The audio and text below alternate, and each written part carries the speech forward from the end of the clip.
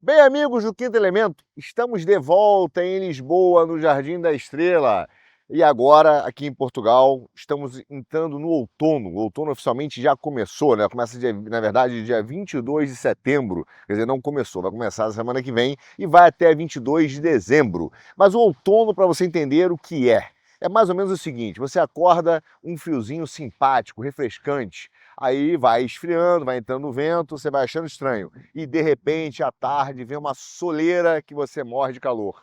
Aí você pensa, bom, agora vai vir o sol. Aí começa a escurecer e entra um frio que te congela. Basicamente aquela história, é um verão que ainda não foi e um inverno que ainda não chegou, mas é uma estação curiosa e muito agradável porque tem esse mix de sensações. Mas enfim, estamos aqui para falar de geoeconomia, não se esqueça de compartilhar, comentar, entendeu? Colocar suas críticas, me chamar de dugnista, fiquem à vontade, pedir aquele abraço que eu vou dar, porque a gente sempre gosta aqui no Quinto Elemento de ler os comentários e estar em contato com vocês.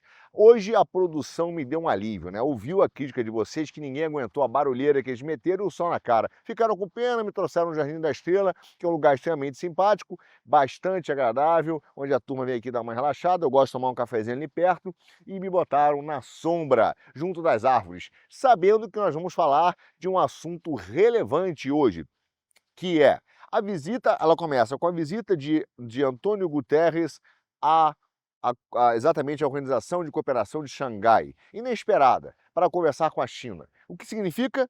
Comentamos isso no último GEL, mas vamos explorar. Significa que os ambientalistas não desistiram, os ecossocialistas não desistiram do seu modelo econômico. E isso significa muita coisa, até porque a China está atuando, os Estados Unidos reagiram e tem muita coisa por trás. Mas antes de começar, então vou dar aqueles abraços, né? Porque a gente gosta dos comentários, gosta de ouvir o que vocês falam, ouvir não, ler, né? Mas se sentem, nós nos sentimos próximos de vocês. Mas eu vou dar aquele abraço clássico pro Jonas, que é do lado de Santa Maria, Maria Pereira, Selma Santinho, Zilmar de Campo Grande, o Tom Campos de Bananeiras, Luiz de Araras, Carlos Henrique de Campinas, Vinícius Azevedo, Danilo de Quatro Barras, Arlene de Cuiabá, Adelânio de Campina Grande, William de Melbourne, que chique, Maria Margarete, Aldelônio de Roraima, Edenise, Paulo de Ribeirão Pires, o Emerson e Lúcia de Cuiabá, Ricardo de Belém, Jorge Ribeiro, Tobias de Paracuru, Ciro Cunha de Toscana, da Toscana, olha aí, e Aliette. Bom, vamos falar. Obrigado aí pelos comentários, pelos apoios, pelo compartilhamento, pelas críticas também.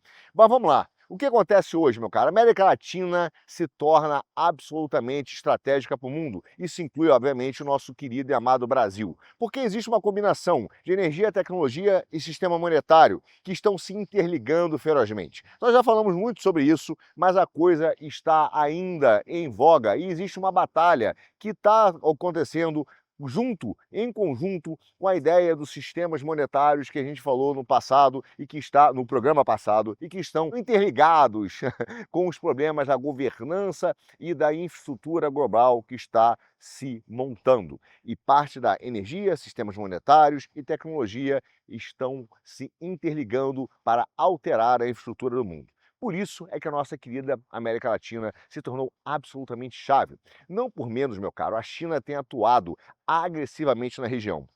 Honestamente falando, talvez a América Latina seja um dos poucos lugares no mundo onde Estados Unidos e China irão competir de forma agressiva para manter a hegemonia na região. Mesmo no Pacífico da Ásia, já existe, claro que ali é extremamente estratégico, mas já existe algum tipo de acordo de convivência. Mas na América Latina não tem conversa. E é por isso que a China está usando uma coisa chamada diplomacia do guerreiro lobo.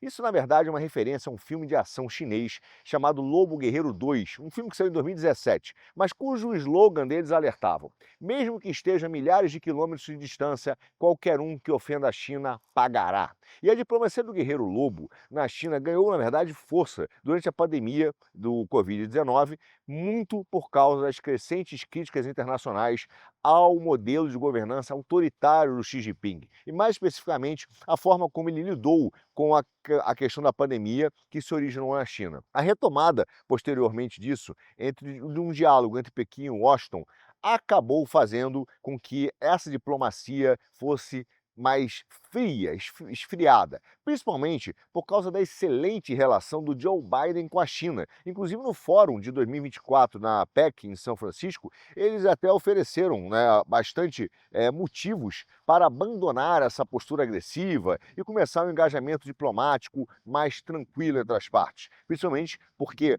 Biden, através no seu governo, favoreceu enormemente o crescimento da China e os seus planos dentro dos Estados Unidos. E por isso, muitos dos diplomatas chineses se viram forçados, né, a abandonar essa diplomacia. Porém, quando Trump volta a Washington, os Estados Unidos começam a atuar para desfazer essa grande entrega geopolítica e estratégica que o Biden e os democratas construíram de maneira que colocou em risco a segurança nacional americana. E para os chineses, esse movimento do Trump de proteção aos interesses da segurança nacional foram uma declaração indireta de guerra. E é claro, a guerra tarifária ou a guerra comercial fez com que, de fato, essa diplomacia voltasse a valer. Então, as declarações, né, desse retorno à abordagem do Lobo Guerreiro pós-pandemia, que tinham se esfriado, voltaram de uma forma bastante reativa na comunicação política, em áreas e regiões estratégicas para a China. E a China resolveu promover, então, uma campanha diplomática, sim, para promover uma ideologia econômica e utilizou da cyber war e da mídia tradicional para, na Europa e na América Latina, tentar a todo custo demover toda a ideia de que a governança e a estratégia econômica de Trump valiam a pena para o mundo. Eles utilizaram de cyberwar, sem dúvida, de manipulação cognitiva e da mídia tradicional para isso. De fato, meu amigo, a maioria das embaixadas chinesas ao redor do mundo se concentraram em destacar os efeitos nocivos das políticas de Trump para o comércio global, para o neoliberalismo, articulando uma perspectiva da China por meio das mídias sociais, da mídia estatal chinesa e de jornais locais, toda hora dizendo como a política de Trump vai acabar com a democracia liberal. E não por menos, meu caro, muitas vezes Xi Jinping já falou da volta e da importância de uma governança global, do multilateralismo, do multiculturalismo, que também é a mesma coisa que o Lula começou a falar no Brasil. Mas veja, no início de 2025, Wang Yi publicou um artigo de opinião no jornal mexicano chamado La Jornada.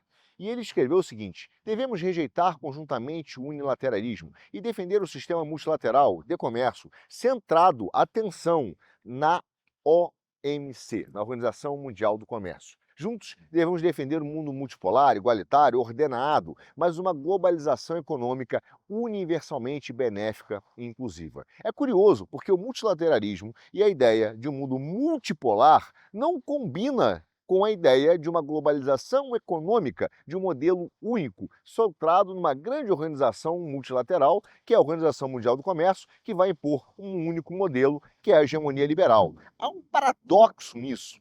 Como é que, na verdade, isso se reflete? Se reflete que, através da ideia de uma independência soberana dos países, o que a China realmente quer é impor o mesmo modelo globalista tecnocrata à sua maneira, evidentemente, para implantar um sistema de uma economia planificada, controlada. Veja, por isso é que, da mesma forma, o Lula também inclui em todo o seu discurso a propaganda chinesa do multilateralismo e da governança global. Isso é parte dessa diplomacia chinesa e reflete a influência da China no presidente brasileiro. Alguns analistas, como Duan Xiaojolin e Tiller Jost, declararam recentemente, por exemplo, que o Ministério das Relações Exteriores da China já não está mais interessado em promover essa diplomacia do Lobo Guerreiro. Mas não se engane, isso é propaganda. Na América Latina, particularmente na América Central, essa política diplomática, o espírito do Lobo Guerreiro, permanece ativo e visível. Isso, sim, foi impulsionado exatamente pelas pressões geopolíticas que os Estados Unidos começaram a realizar, a fim de preservar a região da influência chinesa. E essa crescente assertividade da China e a sua campanha para garantir a sua hegemonia na América Latina é visível em países como Guatemala, Belize, no Paraguai e também alguns outros que mantêm laços com Taipei. Entre os guerreiros lobos, por exemplo, nós vemos vários caras, tipo Hu Chiefei, que é um conselheiro político da embaixada chinesa na Costa Rica. Conhecido esse cara claramente por uma sua retórica agressiva anti-Estados Unidos.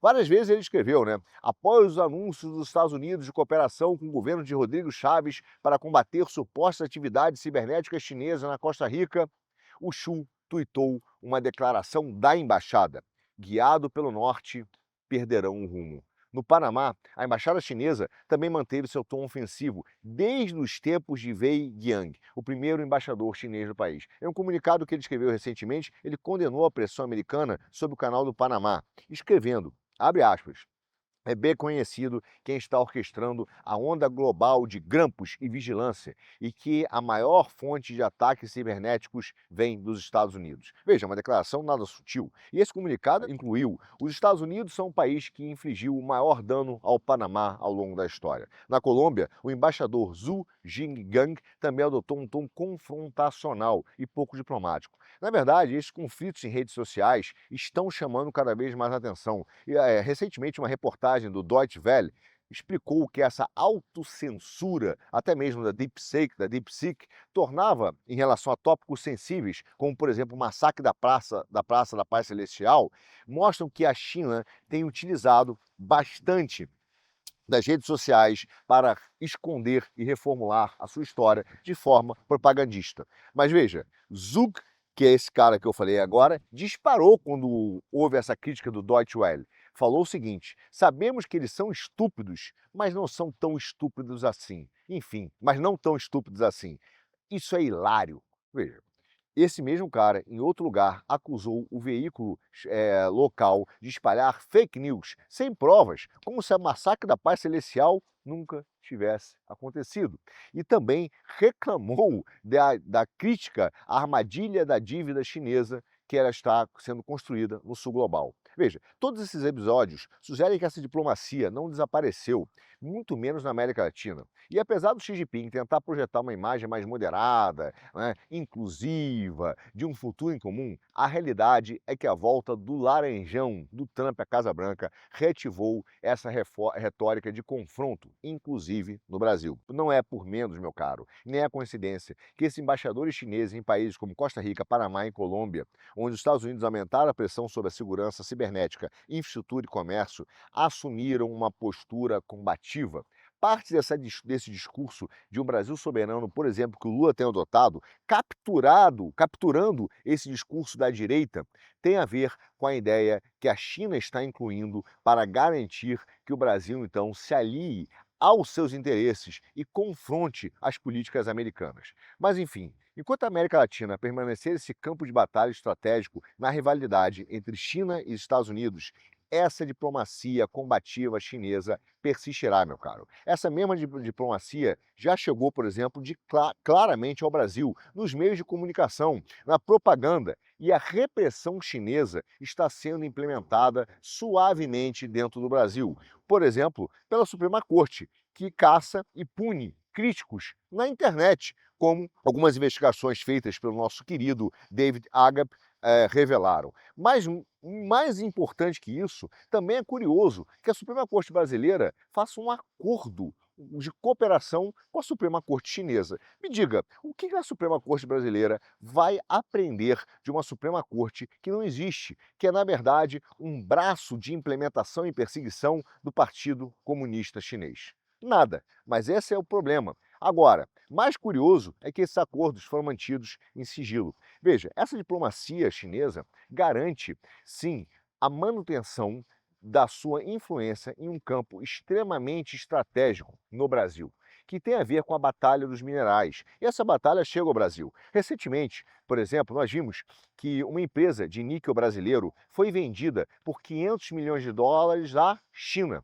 O que chamou a atenção é que um concorrente turco europeu afirmou ter ofertado o dobro, quase 900 milhões de dólares. Por que nós vendemos uma mina por 500 milhões de dólares se tinha um comprador a 900? O site Poder 360 revela muita controvérsia que houve nessa operação. Então, apesar da Corex Holding que era liderada por esse grupo turco do Yildirim, afirmar que tinha uma proposta superior, a companhia resolveu vender por um valor mais barato. Veja, obviamente, nesse exato momento, a companhia então contestou os turcos esse acordo que existe entre Brasil e União Europeia, dizendo que isso era claro, um risco de concentração de mercado e uma ameaça à segurança de suprimento de países ocidentais, e ele está certo. Com a compra, a MMG passou a deter, meu caro, mais de 50% do mercado brasileiro de níquel, quase 100% do mercado nacional de ferro-níquel e cerca de 60% do mercado global do insumo, ampliando a influência chinesa em um material estratégico para baterias, veículos elétricos e aço inoxidável. Imediatamente, o Instituto Americano de Ferro e Aço solicitou ao governo de Donald Trump, em 18 de agosto, agora recente, que ele atue para evitar a aquisição das operações de níquel da Anglo American no Brasil pela MMG.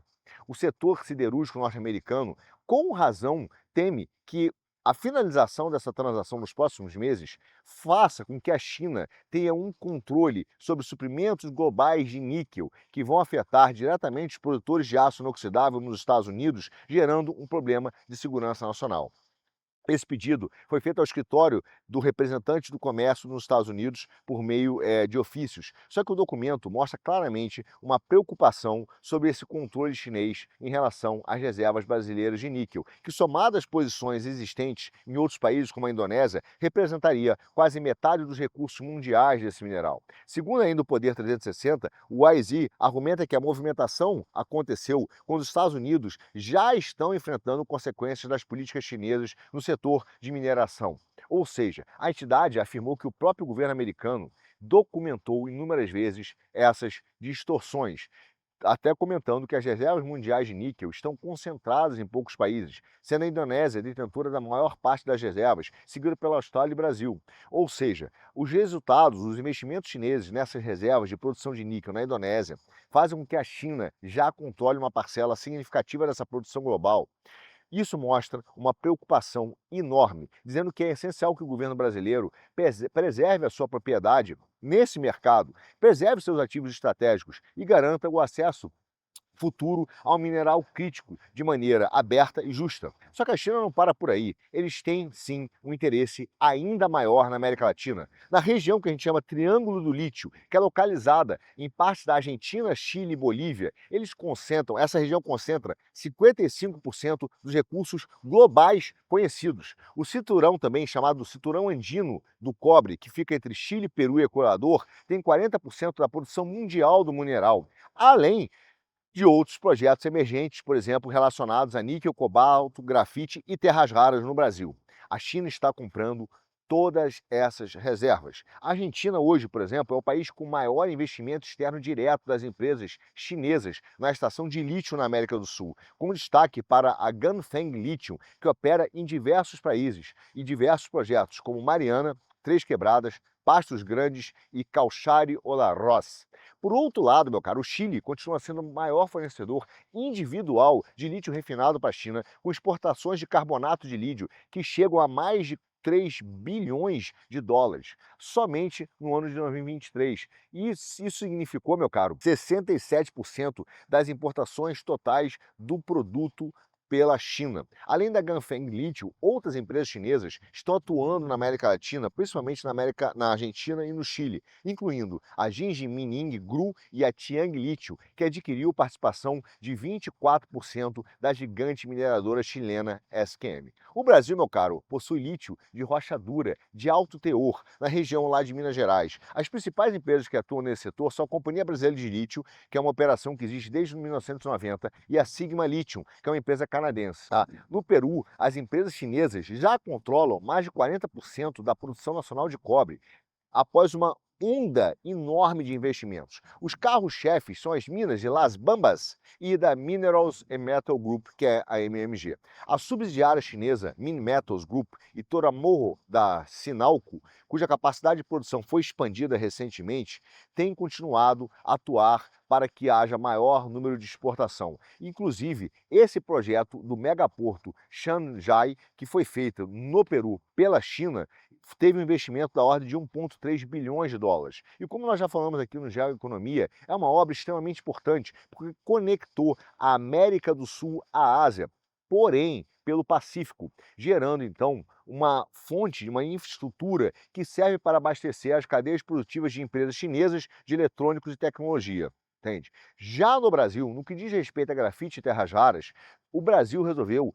disponibilizar linhas de crédito para projetos chineses, assinando memorandos de entendimento entre empresas locais e parceiros chineses, já na época em que os chineses nos visitaram em 2024. Nós somos o país que detém mais de 90% das reservas mundiais conhecidas de nióbio, como já disse o nosso saudoso presidente Jair Bolsonaro, e estão concentradas na mina de Araxá, localizada em Minas Gerais, operada exatamente pela Companhia Brasileira de Metalurgia e Mineração, a CBMM, que você sabe, né, quem é o dono, enfim. Embora a empresa permaneça sob controle brasileiro, que na verdade, meu amigo, é da família Moreira Salles, construída, se você não sabe como, veio os programas do Kim Paim, ela permanece sob esse controle brasileiro, que é indiretamente dos bancos, mas mantém relações comerciais com a China de longa data. Recentemente, em 2011, um consórcio de empresas chinesas, incluindo a CITIC e a Baosteel,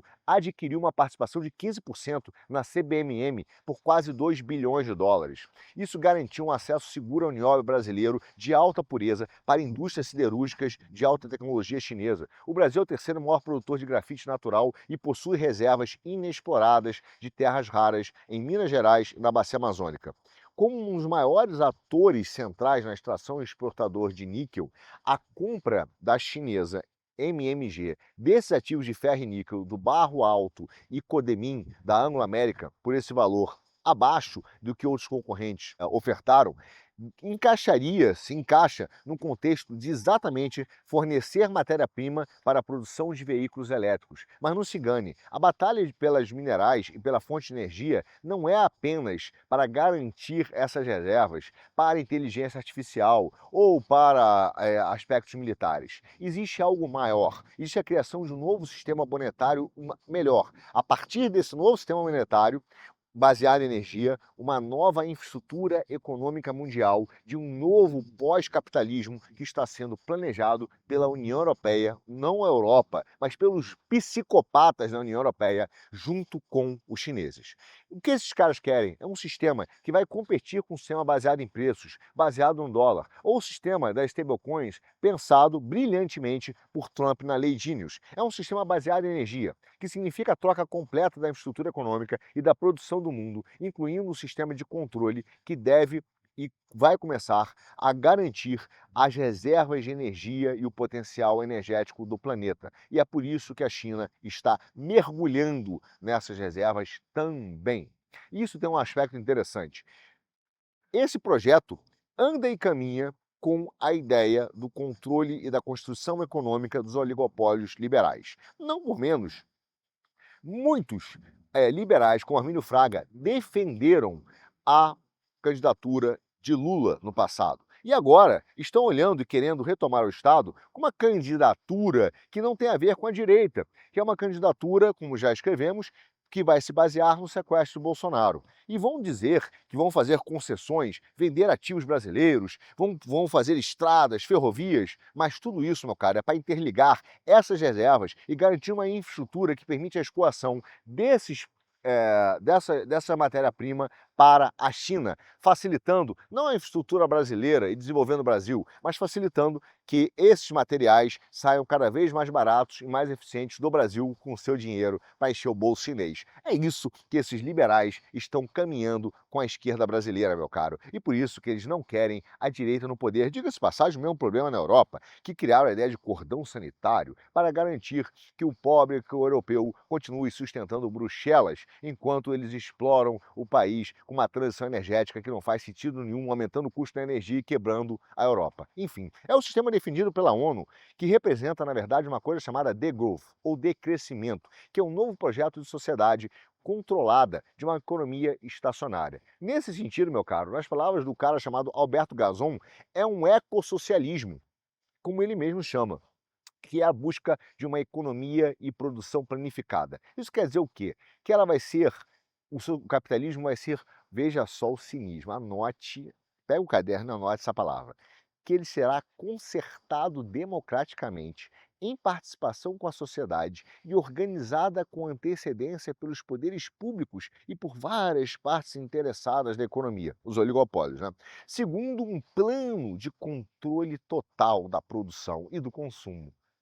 Veja o que esses caras estão escrevendo. Meu amigo, nesse cenário, a produção de energia vai ser equivalente à emissão da moeda.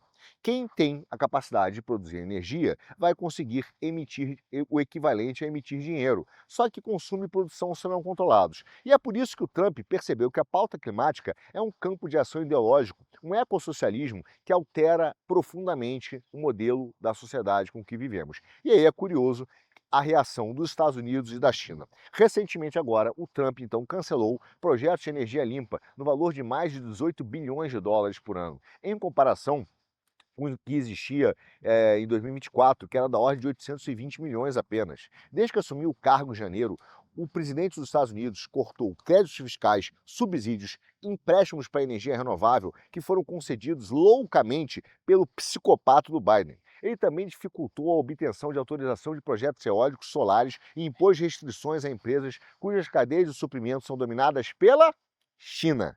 Houve uma onda de falências de empresas de energia renovável no meio desses cortes, porque isso não é viável economicamente ainda, então eles precisam da molezinha do Estado, do seu dinheiro para financiar essa maluquice. 11 grupos entraram em pedido de falência desde o início do ano, de acordo com Bankruptcy Data.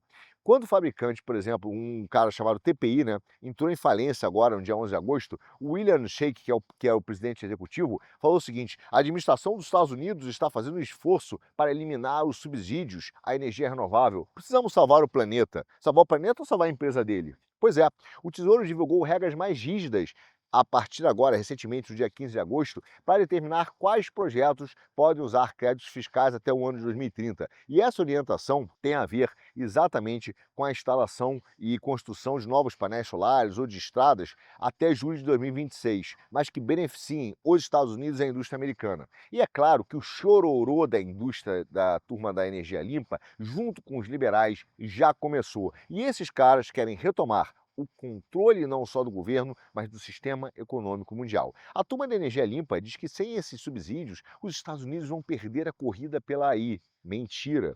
Óbvio que é mentira. Mas, obviamente, o Trump sabe que retirar esses subsídios não só respeita e otimiza a receita de impostos dos Estados Unidos, mas principalmente joga uma montanha de investimento das empresas chinesas que estavam recebendo essa grana embora, cortam esse fluxo gigantesco de dinheiro para eles. Quando você vai ver o nível estadual, por exemplo, mais de um terço desses projetos sobre energia renovável começaram então a serem revistos e a legislação começou a dificultar a implantação desses caras, o que seria estratégico para os Estados Unidos. Hoje, meu caro, apenas 5% dos projetos de lei, né, que restringem realmente é, a implementação desses projetos e que jogam dinheiro para os chineses foram realmente promulgados. Existe um impasse partidário em relação a essas energias renováveis. Os democratas ainda lutam para manter esses projetos de grande porte, mas existe cada vez mais dificuldades para implantar esses projetos e principalmente usar o dinheiro do Estado. Inclusive em projetos eólicos, que estão se mostrando cada vez mais caros e muito ineficientes. Veja, estão passando por uma grande revisão rigorosa de todas as estruturas de eólica, até porque muitas águias e pássaros morreram com essas turbinas. Tá?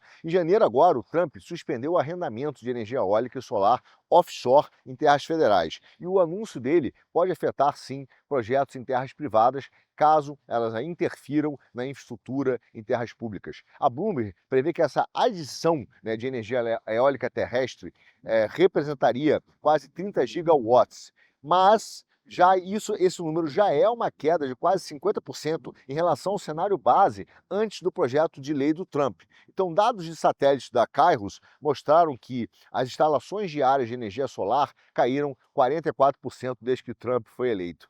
Não consigo, o Laranjão está me fazendo cada dia me apaixonar por ele, mas isso é um parênteses. mas vocês sabem que eu sou hétero, é uma paixão platônica, óbvio. O hétero não, o secretário de Energia, o Chris Wright, criticou as energias renováveis por serem fontes intermitentes de energia, e ele está certo, parasitas da rede, que causaram inclusive apagões recentemente na Europa. O seu departamento cortou 4 bilhões de dólares em subsídio, mas 8 bilhões de dólares que foram cancelados. Tá? A segurança desses equipamentos também tem sido discutida, porque representam entidades estrangeiras que têm interesse em vender equipamentos e garantir uma tecnologia dentro do solo americano, deixando o sistema energético americano refém de países adversários. Só para você entender, os Estados Unidos importaram mais de 13 bilhões de dólares em células solares da China, além da Tailândia, Indonésia, Vietnã e Malásia, que se tornaram polos de fabricação de empresas de propriedade chinesa. Essas empresas ainda querem fazer o armazenamento de baterias e querem reivindicar créditos fiscais. Ou seja, eles querem usar o dinheiro do contribuinte americano para desenvolver a China. Peraí que toma folha, meu caro, fazer o geoeconomia é sempre uma aventura, né? A gente não sabe o que acontece. Mas enfim, o presidente e o executivo dessas empresas de bateria estão dizendo que essas regras tornam, claro, o país vulnerável ao domínio chinês e à sua cadeia de suprimentos. Agora, no momento em que o Trump começa um projeto que defende a hegemonia americana e começa a atacar indiretamente essa pauta ambientalista, que não tem nada a ver com a preservação do meio ambiente, mas sim com uma propaganda verde que busca fazer uma troca de todo o sistema energético, do sistema monetário, para a implantação de um novo tipo de economia, que nós vamos falar aqui mais profundamente o que significa na prática, que é o decrescimento, é óbvio que a China, através da diplomacia do lobo guerreiro e da utilização da mídia, assim como das Supremas Cortes, começa a sua propaganda. Veja, a coisa é séria, não se esqueçam que o Barroso era um cara que defendia violentamente, junto com a Tabata Amaral, que tentou fazer um projeto de emenda constitucional garantindo que o carbono, o controle de carbono, fizesse parte dos direitos fundamentais do artigo 5º, que não pode ser mudado da Constituição brasileira. E o Barroso, inclusive, queria mudar na marra, usando essa veste que ele, do neoconstitucionalismo, que ele distorceu para encaixar, né, num projeto de poder pessoal no Brasil, implementando então essa agenda verde como uma decisão que pudesse ser pela Suprema Corte totalmente à látere da vontade do Congresso Nacional e do povo brasileiro. Da mesma forma que ele foi para Davos, né, implementar talvez o único juiz na história de Davos, da Suprema Corte, que foi pegar, né, retirar o pedido do que os caras queriam para implantar no Brasil, e depois, como mostrou Mike Pence na comissão tocada pelo Felipe Barros, que ele também interferiu e pediu ajuda dos democratas na eleição brasileira. Veja só o que nós vivemos. Mas essa propaganda chinesa que é dada pela Suprema Corte brasileira, não por menos, Trump está de olho no comportamento, na conduta deles, e por isso que eles também estão sendo sancionados, mas não só da Suprema Corte, mas também através da mídia. E, obviamente, a China começou a sua reação. Agora, em agosto, eles fizeram uma grande propaganda da temática verde, com políticas claras e mensagens em tons muito evidentes da defesa desse projeto econômico que é travestido de interesse ambiental. No dia 1º de agosto, o jornal oficial do Comitê Central do Partido Comunista Chinês reproduziu um discurso do Xi que foi feito lá em 2023 na Conferência Nacional sobre Proteção Ecológica e Ambiental. O desenvolvimento econômico e social da China entrou em um estágio, né, de alta qualidade, segundo o líder chinês, né, caracterizado pela transformação verde acelerada de baixo carbono, enquanto a conservação ecológica permanece em um período crítico marcado por crescente pressão e tarefas desafiadoras, disse ele nesse discurso. Só faltou dizer que 50%, mais de 50% da energia chinesa vem do carvão, né? É a energia verde que é feita a partir da energia suja. 2 semanas após a publicação, o premier Li Qiang fez um comentário em um evento agora, no dia 15 de agosto. Nossos céus estão mais azuis, né? Nossos céus estão mais azuis, nossa terra está mais verde, nossas águas estão mais cristalinas e nosso ambiente ecológico está mais bonito. E o conteúdo verde do crescimento econômico continua a aumentar, disse ele. Prometeu, então, mais melhorias na proteção ambiental e ecológica. Que tal acabar com o carvão na China, hein, meu caro? Pois é, isso porque eles ainda usam, não se esqueça, mais da metade da energia dele em carvão. O foco da proteção ambiental, meu caro, não surpreende.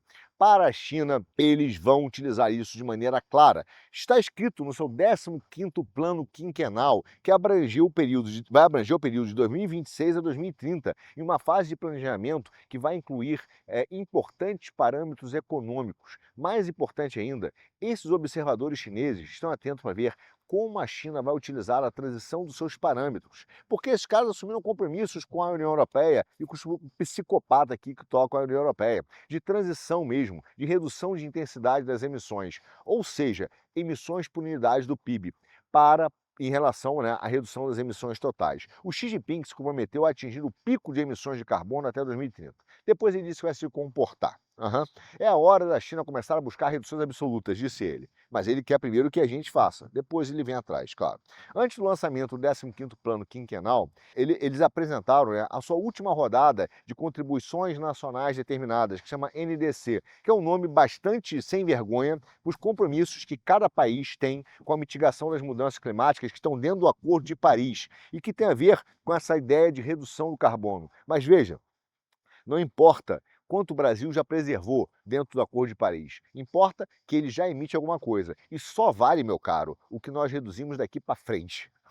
É exatamente isso. A NDC atualizada da China é esperada para ser anunciada antes da COP30, mas esses caras estão sempre postergando, porque não querem realmente mostrar quanto eles estão emitindo de dióxido de carbono. E não sabem ainda muito bem quão ambicioso vão ser essas novas metas dele. Bom, o que eles fizeram apenas foi republicar um discurso esquentado do Xi Jinping de 2023 e fazer referências frequentes a esse pensamento sobre o que Xi Jinping chama de civilização ecológica, leia-se ecossocialismo, que a mídia estatal chinesa faz questão de dizer que é um divisor de águas, para que as águas cristalinas das montanhas verdes, né, virem montanhas de ouro e prata.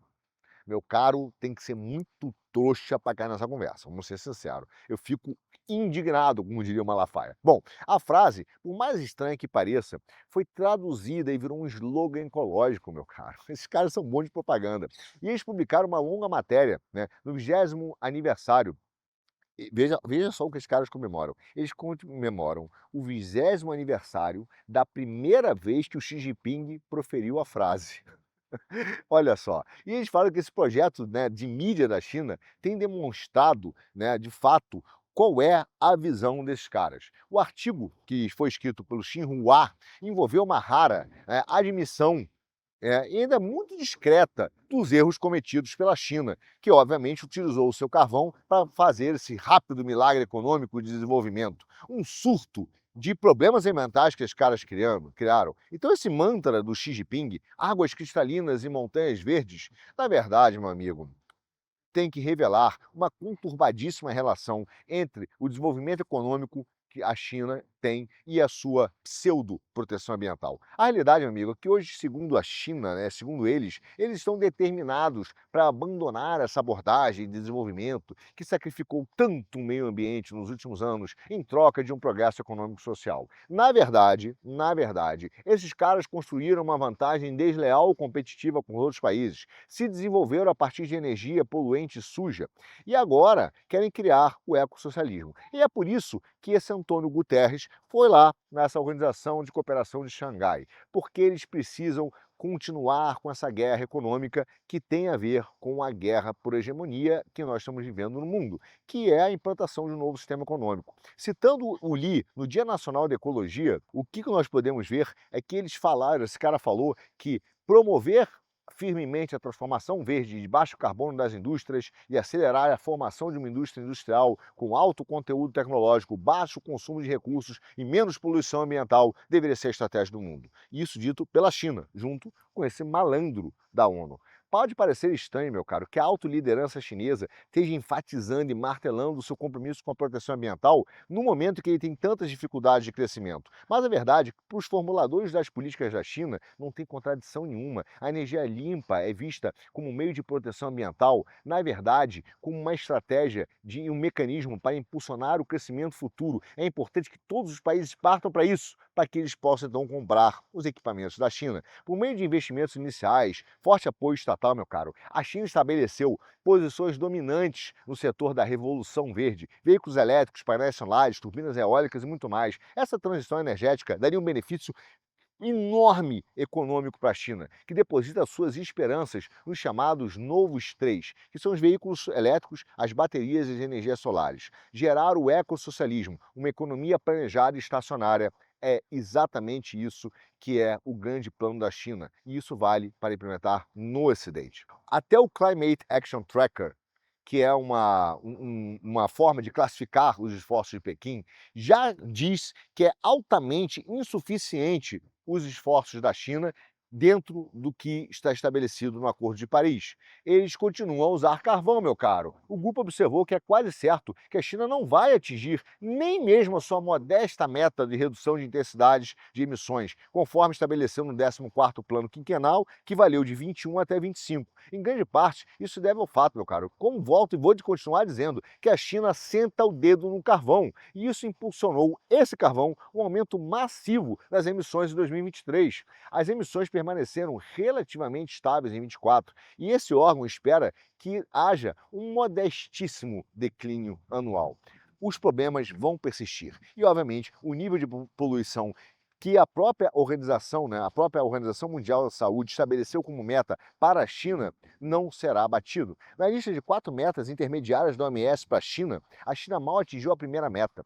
E os novos progressos deles vão ser difíceis de alcançar. Pesquisadores já mostraram, por exemplo, que pesquisadores da Environment International mostraram, por exemplo, que as melhoras na poluição na China atingiram um pico recente e não irão continuar sendo mais eficientes no futuro. Ou seja, em termos de poluição, assim como muitos outros indicadores, a China tem utilizado uma estratégia bifurcada, que é típico desses comunistas, né? Em províncias orientais desenvolvidas, nas regiões centrais, eles atuam de uma maneira, mas nas províncias ocidentais mais pobres, a coisa é diferente. Grande parte do leste da China se tornou rico, meu caro, e está concentrado na proteção ambiental, para que os turistas, né, cheguem lá e acreditem que a China virou um paraíso verde. Mas as regiões do interior, meu caro, que estão lutando para erguer suas economias, meu amigo, essas, nego senta o dedo no carvão. O Centro de Pesquisa em Energia e Ar Limpo descobriu que a poluição do ar da China, embora pareça baixa,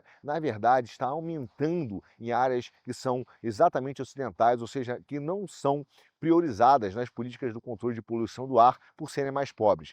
Ainda mais no oeste, no Tibete e em Xinjiang, a China não esconde a sua priorização de desenvolvimento econômico, visto como um dos grandes problemas de segurança. Óbvio, no Tibete em particular, a atração principal foi a inauguração de uma nova mega barragem, que nós já falamos sobre a Guerra da Água, no rio Yarlung Tsangpo, menos de um mês antes desses caras discursarem no Dia Nacional da Ecologia. Os seus comentários enfatizaram benefícios econômicos e não deram, obviamente, nenhum aspecto sobre os custos ambientais da energia hidrelétrica, que eles tanto criticam que nós façamos aqui no Brasil, num contexto que os ativistas enfrentam, meu caro, pena de prisão. Veja bem, um ativista ambiental, por isso que a Greta não vai para a China. Já viu a Greta na China? Não vai para a China. Porque um ativista ambiental, meu caro, se criticar a política chinesa, vai preso, meu caro, simplesmente por criticar. Então, as questões ambientais, nessa hora, são muito pouco importantes. E existem declarações simplistas, marketing, que falam da conservação ecológica para evitar danos ambientais, enquanto o cara senta o dedo no carvão e constrói barragem. De muitas maneiras, essa barragem de Yarlung Tsangpo reflete os dilemas da abordagem da China. Dilema para ser simpático, da cara de pau do governo chinês. Sem dúvida nenhuma, esses caras vão causar danos ecológicos para o planeta, mas aí ninguém fala, nem mesmo o Antônio Guterres da ONU. O fato é que a energia que a China gera, diz ele, no futuro limpa, irá fazer com que a China abandone o carvão em algum momento da sua história. Enquanto isso, aqui na Europa, os caras continuam firmes, destruindo as empresas europeias em nome dessa transição energética. Mas há luz no fim do túnel. Agora, na Alemanha, por exemplo, 18%, cerca de 18% dos projetos de energia eólica micaram. A AfD está apresentando um projeto para reativar a energia nuclear a fim de baratear o custo de energia, não só para o povo alemão, mas também para suas indústrias. Do outro lado, obviamente, o Xi Jinping continua com esse papo de civilização ecológica, mas ele não faz o que ele fala, ele não faz. Aí vem, meu caro, Antônio Guterres, que é o secretário-geral da ONU, e anuncia sempre no Twitter a seguinte frase: existe a necessidade de um modelo atual de crescimento que não seja um modelo atual de crescimento infinito, no mundo de recursos naturais finitos. Isso conduzirá à inflação, caos climático e conflito. O que esses caras realmente pretendem? Veja só. O que a ONU tem por cabeça, junto com a China, é implementar um modelo que começou nos anos 70, a ideia de decrescimento. Só que ele ganha atração mesmo nos anos 2000. Em 2014, foi publicado aquilo que se tornaria uma das obras mais populares sobre essa maldição que o ser humano criou, o Degrowth, A Vocabulary for a New Era, editada por três, abre aspas, investigadores do grupo barcelonês Research and the Growth. O livro está estruturado, meu amigo, como uma enciclopédia de 51 conceitos, cada um explorado por um autor diferente. Quando você vai ler essa porcaria, você descobre que os elementos que compõem esse corpus decrescimentista é anti-utilitarismo, bioeconomia, mercadorização, o paradoxo de Zevon, os limites sociais do crescimento, o rendimento da base, a garantia de emprego, a partilha de tempo de trabalho e a economia feminista. Eu vou repetir. No meio dessa confusão, os caras emplacaram economia feminista. Muitas vezes, esse manual foi utilizado para dar cursos sobre o tema em mais de 10 línguas, evidentemente, né, fazendo sucesso no meio de quem? De quem? Dos franceses, né? Bom, as obras foram se multiplicando. Serge Latouche assinou um documento chamado La Décroissance, o decrescimento, para a coleção famosa QCG, que é uma coleção pequenininha que dá uma ideia sempre sobre um resumo das principais ideias do mundo. E esse cara assinou isso. Mas não é só lá, né? Porque o que a França inventa de merda, os canadenses copiam, né? Em Quebec, o sociólogo tinha que ser Yves-Marie Abraham, professor de Montreal, propôs um livro chamado Guérir du mal de l'infini. Mais ou menos uma tradução do tipo: precisamos nos curar do mal do infinito. Isso em 2009. Uma pequena síntese para você entender o que esse cara quer falar. Produzir menos, partilhar mais, decidir em conjunto. Não é fofo? Eu tenho vontade de abraçar esse pessoal. Eles são muito fofos. George Calles e vários dos seus colegas sintetizaram o decrescimento num livro que também continua a ser referência aqui na Europa. Se chama The Case for the Growth. No mesmo ano, a antropóloga Jayce Hickel lançou o best-seller Less is More. How the Growth Will Save the World. Eu tenho vontade de cantar. Mas foi traduzido em francês em 2022 com o título Moins pour Plus. Bom, The Future is the Growth, A Guide to a World Beyond Capitalism, de Matthias Schalmer, Andrea Vetter e Aaron Van Gitzen, a verdadeira enciclopédia do decrescimento. Nele você vai encontrar, meu amigo, a integridade eu vou chamar de literatura porque o editor pede, vou ser simpático. Eu queria dar outro nome, mais um adjetivo, né?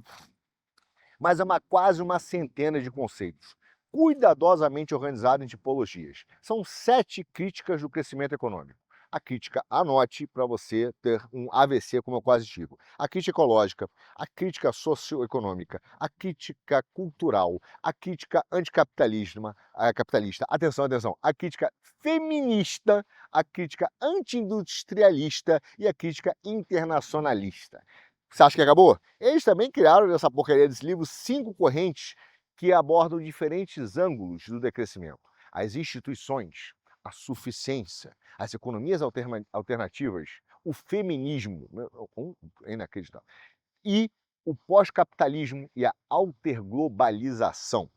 Acabou? Não, não, todo sofrimento não acaba assim. Também tem os 3 princípios do decrescimento, que são a justiça ecológica, a justiça social, a autodeterminação e, obviamente, sempre tem o marketing, né? E a vida boa. Quem é contrário a uma vida boa, né? Pois é, a vida boa, a independência em relação a esses imperativos do crescimento, ou seja, a sua prosperidade. Bom, tem 6 famílias de propostas: democratização, economia solidária e bens comuns, segurança social, redistribuição e limites, quanto à acumulação de riqueza. Olha só, redistribuição, vou meter a mão na nossa grana, hein? E limites, você não pode trabalhar e ganhar tanto assim, quanto à acumulação de riquezas. Tecnologias convivais e democráticas, revalorização e redistribuição do trabalho e criar uma coisa chamada democratização.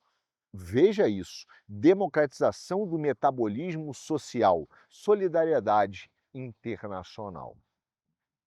Meu amigo, esse sistema caminha junto com a necessidade de um mundo por mais energia. Para a ONU, como o consumo de energia hoje está fortemente ligado às emissões de gases de efeito estufa, basicamente, segundo eles, 46%, por exemplo, da produção energética francesa era composta por energia fóssil, tá? Mas o Brasil tem que fazer a transição energética. Veja só, reduzir o tempo de trabalho e, com ele, a produção é um meio rápido de dar uma resposta e de começar o decrescimento para atenuar os problemas das nossas leis e ultrapassar os problemas ecológicos. Por isso é que você viu essa campanha enorme da redução do tempo de trabalho, de redução, que diz, aumenta a produtividade, fica um dia em casa, reduzir esse tempo de trabalho. Vem exatamente dessa ideia do degrowth, como tantas outras que a gente vai falando. Exemplo, less is more, menos é mais, como também tantas outras ideias, como as questões solidárias. Veja você o nível da campanha ideológica. No Brasil, o MST, no meio da campanha, partido de esquerda do terrorista Guilherme Boulos, junto com essa organização criminosa que é o MST, criou um projeto, Cozinha Solidária. Entre no site, entre no Instagram e você verá. Recentemente, numa novela brasileira chamada, acho que é essa Vale Tudo, que é esse remake, do Odete Roitman, existe um projeto que um dos caras lá da Globo, resolveu, um dos atores, no papel, resolveu lançar. Sabe qual é o nome do projeto? Cozinha Solidária. Veja você como são feitas as formas de pensamento ideológico para depois apontar para certos caras na eleição brasileira. Enfim, isso é o tipo de inteligência de propaganda chinesa sendo utilizado nas novelas e nas redes sociais. Mas de onde surge, então, essa redução no mercado de trabalho? Do degrowth defendido por Antônio Guterres. Mas esses caras ainda têm 3 grandes categorias de ação governamental. Olha como eles chamam: alavanca de interdição, alavanca de racionamento e a alavanca de fiscalização.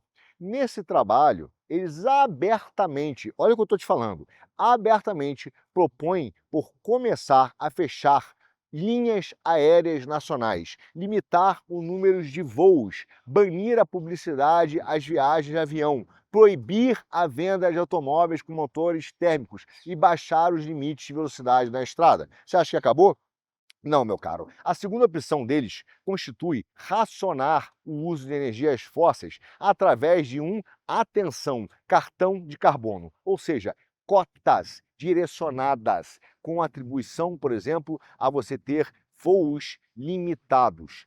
Bom, você acha que acabou? A terceira opção deles é fiscal, aumentar os preços das atividades que eles querem desencorajar. Por exemplo, uma taxa progressiva sobre os bilhetes de avião e trem. O primeiro voo não seria taxado. Já o segundo voo vai se acrescentar um valor, tipo 150 euros ou R$ 1.000. E assim vai aumentando a cada voo suplementar. E criar um imposto adicional sobre querosene. No início de agora, em julho de 22, o governo dos Países Baixos, famosa ali aquela região da Holanda, anunciou, veja só, um racionamento do número de voos destinados ao aeroporto de Schiphol, em Amsterdã, que são limitados a partir de 2023. Ou seja, não pode ter mais de 440 mil voos por ano, que é uma redução de 11% em relação ao ano anterior. Por exemplo, A proposta agora, também existe uma proposta, veja só, que foi feita no dia 30 de junho de 2020, uma proposta de lei que visava instaurar, do mesmo jeito que a Tabata queria fazer na Constituição brasileira, instaurar uma cota de carbono individual para limitar o uso de avião, ou seja, você ganhar uma cota de quantas viagens você podia fazer por ano. Isso fixaria uma cota máxima de quilômetros aéreos que você poderia viajar, contado em tonelada equivalente de dióxido de carbono. Que tal, meu amigo? E é por isso que eles querem começar a implementar certas coisas. Agora, veja só, como esses caras são sem vergonhas. Eles utilizam o problema de imigração na Europa, que é um problema de controle e seleção, para dizer que seria ótimo se, por exemplo, limitasse o número de viagens das pessoas, porque os imigrantes não iriam chegar. Veja como os caras utilizam problemas sociais para implantar a sua pauta política, né? Porque como se fosse a melhor solução, mas existem outras. Veja, o caso da Suíça é ainda mais absurdo. Existe uma taxa progressiva sobre os voos de avião, que vai de 28 até 112 euros por passagem, em função da distância do voo e da classe do bilhete. Entenda, meu caro, o decrescimento não é uma só redução qualquer da produção e do consumo, não. É muito pior do que isso. É a planificação da economia. Quer dizer, eles querem, democraticamente, ou seja, através de um politburro, de um comitê socialista, criar e organizar a sociedade com antecedência, segundo determinado plano, entende? Ou seja, é uma transição organizada, né? Mas é um planejamento tecnocrata da produção e do consumo, de maneira que eles vão direcionar a energia, aí sim, para os oligopólios, para a inteligência artificial e para os grandes projetos que interessam a eles, retirando da produção e do consumo para os projetos governamentais ou de grandes oligopólios. E isso, meu caro, não seria atingido respeitando a sua propriedade privada. É necessário uma intervenção governamental. Veja, imagina as empresas de petróleo, tá? Elas têm que reduzir em 74% a produção de petróleo e gás até 2030, para poder atingir esse limite de aquecimento global de 1,5%. Para fazer isso, essas empresas teriam que renunciar à exploração de pelo menos 60% das reservas de petróleo e gás natural e 90% das reservas de carvão. É óbvio que as empresas privadas não vão renunciar voluntariamente a esses lucros potenciais. Qual é a solução do degrowth, então, na cabeça deles? O que eles propõem?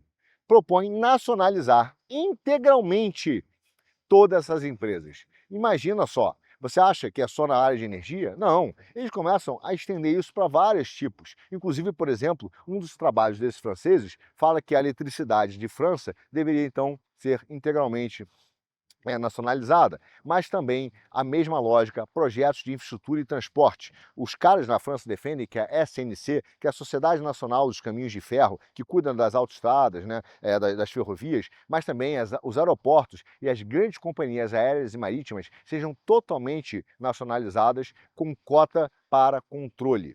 E se os bancos continuarem a recusar o financiamento de transição ecológica, esses caras falam que também deveria ser feito um controle dos bancos através desses grandes politburos, de maneira a criar, então, suspender, né, o financiamento de empresas que desenvolvem novos projetos de extração de energia fóssil, e se os bancos não toparem, nacionalizariam os bancos para usar o dinheiro para financiar os projetos de energia. Você acha que acabou? Eles também acham que isso se aplica à indústria farmacêutica, às empresas de telecomunicações e todas as empresas que são importantes para transformar o futuro e criar um modelo de governança apropriada.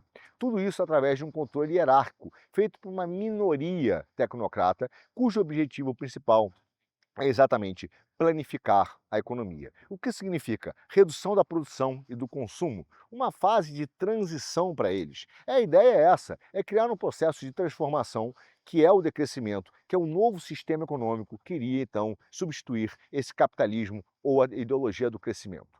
Vejam, tudo isso é o plano que está por trás dessa pauta ambientalista, escrito em todos esses livros que eu comentei para você. Agora, qual será, por exemplo, o futuro do mundo? Não é uma coisa simples. Ao mesmo tempo que China e Estados Unidos brigam pela América Latina, pelas essas reservas, qual será o futuro da Ásia? Que também é importante. Eles vão para a redução verde ou vão para essa catástrofe, como eles chamam, né, do carbono? Porque a situação lá não é simples. A Ásia e o Pacífico da Ásia se desenvolvem. E a eletricidade, meu amigo, é a espinha dorsal hoje da economia moderna. É o sistema operacional da era digital. Sem eletricidade não tem IA, sem eletricidade não tem celular, sem eletricidade não tem os gadgets. À medida que a fome mundial por essa energia se intensifica via data center, IA, veículos elétricos, cidades inteligentes, houve uma nova realidade: o destino elétrico. E isso está sendo forjado, sabe aonde? Na Ásia. Sabe por quê? Porque o continente não é só o maior consumidor e produtor de energia, ele se tornou a principal arena geopolítica para tecnologias energéticas da próxima geração. Enquanto o Brasil é importante por ser o fornecedor de matéria-prima e commodities, a Ásia se tornou o fornecedor de tecnologias energéticas. Relatórios recentes marcam um marco histórico, né? Mostram um marco histórico. Em 2024, as fontes de baixo carbono que deixaram ultrapassaram 40% da geração global de eletricidade pela primeira vez e impulsionaram uma expansão enorme de energia solar e eólica, aumentando o preço de energia no mundo. Que beleza! Essa conquista foi apoiada, meu amigo, por trilhões de dólares governamental, uma grana enorme para criar essa economia. Só que o panorama geral para esses caras é preocupante. Sabe por quê? Porque mais da metade da eletricidade do mundo ainda é produzido pela queima de combustíveis fósseis. E a Ásia está no centro desse paradoxo, porque ao mesmo tempo que ela é o maior campeão dessa transição verde, por outro lado, ela também é o seu maior obstáculo. Em 2024, duas megas tendências poderosas e conflitantes dominaram o setor elétrico global. Compreender essa força é compreender o papel fundamental da Ásia novamente. Né? Por que novamente? Porque eles também são relevantes para o mundo no aspecto econômico. A energia solar e eólica se expandiu num ritmo que você nunca não teve na história. Eles ultrapassaram pela primeira vez na história mais de 858 terawatts de geração de energia, tá? Aproximadamente, que é o consumo, pra você ter ideia do que é isso, de todo o Reino Unido e da França juntos. De modo que, excluindo os efeitos, né, das ondas de calor aí que tiveram, cerca de 96% da demanda incremental foi atendida por fontes, né, de baixo carbono, segundo eles dizem. A demanda global por eletricidade aumentou em 4%. Além do clima, meu amigo, fatores estruturais são relevantes. Como disse, data center de IA, adoção de veículos elétricos, bomba de calor, eletrificação industrial. Resultado: a geração fóssil diminuiu lentamente, mas novas fontes de energia são absolutamente necessárias para atender essas respostas de demanda que estão se expandindo. E a Ásia é o motor da produção hoje em dia e é o epicentro desse desafio. Só a Ásia, meu amigo, gera mais de 52% de toda a eletricidade mundial. Nós estamos falando de 16.152 terawatts-hora em 2024, mais do que a Europa e a América do Norte juntos. Só que a espinha dorsal dessa colossal máquina de produção continua sendo o carvão, que fornece mais de 55% da energia do continente. Ou seja, existe uma profunda dependência, um legado dessa industrialização rápida que colocou a Ásia no centro de um grande paradoxo global e é a disputa central entre dois modelos de governança. E o que importa é simples, meu amigo. Se a demanda incremental que tem na China e na Índia, no Oriente Médio e na Rússia vai ser atendida por que tipo de energia? Da transição global ou do petróleo?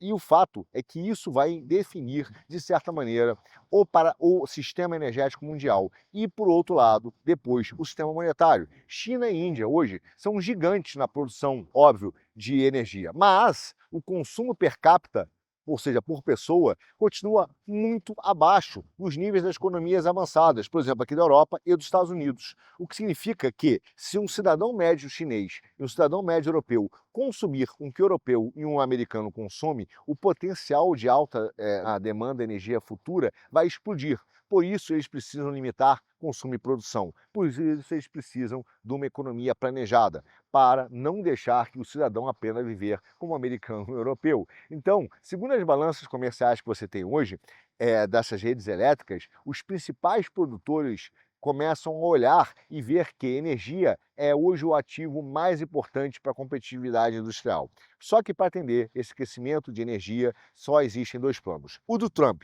que é usar recursos físicos e tecnológicos para explorar cada vez mais energia, fóssil, mas também aumentar a produtividade. E através dessas pesquisas e avanços tecnológicos, melhorar a eficiência energética e também o padrão de vida americano. E existe o modelo chinês e europeu, que é o modelo do decrescimento. Uma economia planificada, tecnocrata, planejada, onde as decisões sobre o que e como produzir e para quem deve ser tomado por um comitê de ambientalistas e burocratas, com impactos, né, na sua vida. Por isso, meu caro, é que a Ásia é fundamental, assim como a América Latina.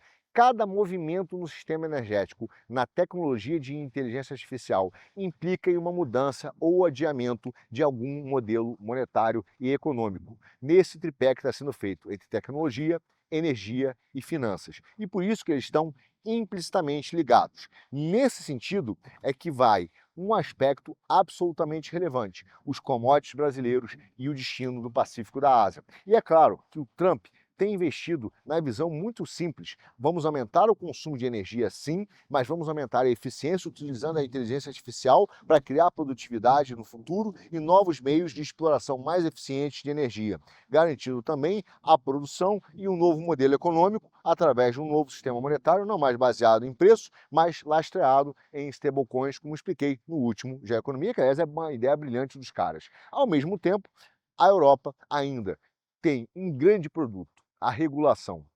Especialistas em regular. Eu vou contar até uma coisa que chega a ser engraçada.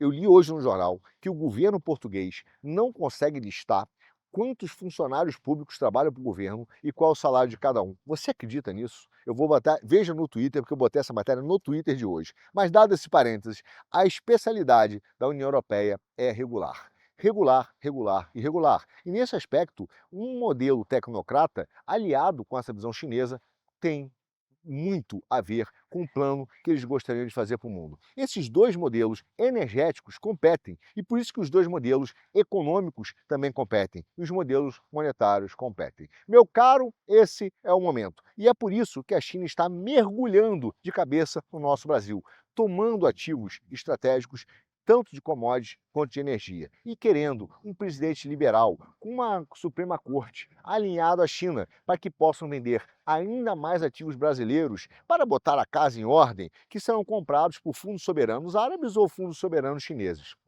ou empresas chinesas com o dinheiro do governo chinês. Ao mesmo tempo, né, meu caro, que vem um grande presidente e faz obras, obras, obras para poder escoar com mais eficiência esses produtos para a China à medida que eles acabam com a produção e com o consumo através do degrowth. Esses são os modelos. Agora, se tudo isso vai dar certo ou não, você já sabe. Será assunto para o próximo não, um dos próximos Já Economia.